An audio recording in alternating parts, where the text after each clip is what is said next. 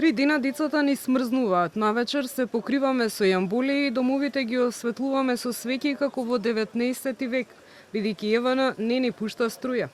Со ваква порака дел од граѓаните на Чаир, маалата познати како Серава и Дуќанџик, втор ден по 3 часа го блокираат булеварот Никола Карев или Пластичарската улица. Тие тврдат дека плаќаат струја и дека пратиле и представка до компанијата, од која имаат намера да бараат и одштета, бидејќи освен што немаат основни услови за живот, трпат и финансиски загуби во дуќаните. Сагатите се надвор, гледаш, може да ги снимите, сагатите се надвор. Дигитални се. Ме разбираш? Плаќаат струја, сите плаќаат. Прекина струја. Зошто? Не знам. ЕВН, направи ги сатите надвор. Ама не да ми дојде мене струјата 30.000. У Швајцарија е 100 евра. У Швајцарија е 100 евра. У Швајцарија 6.000 франци е платата. Плата 100 евра. Ме разбираш?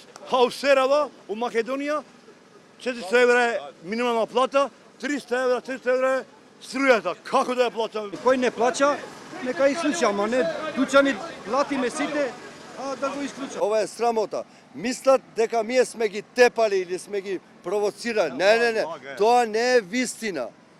Тоа не е вистина. Слободно, нека дојдат, нека работат. Од ЕВН за Канал 5 велат дека не станува збор за намерно исклучување, туку за дефект, до кој дошло поради долготрајните и неконтролирани кражби на струја од страна на жителите. Од компанијата појаснуваат дека проблеми ќе има додека мрежата целосно не се реконструира, бидејќи нелегално на струја се приклучени 70% од овој реон, а редовно плаќаат само 60% од оние што се легално приклучени. Веќе подолг период, жителите на улиците Исмаил Кадаре и Кумбара го спречуваат проектот за реконструкција на мрежата и дислокација на броилата.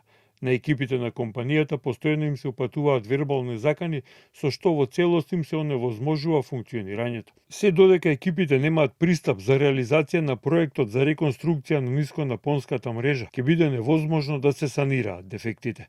Граѓаните што тврдат дека немаат долгови кон ЕВН, велат дека нема да отстапат од барањата и секој ден од 15 до 18 часот ќе ја блокираат Пластичарска, што пак создава огромен хаос низ скопските улици поради преносочувањето на возилата.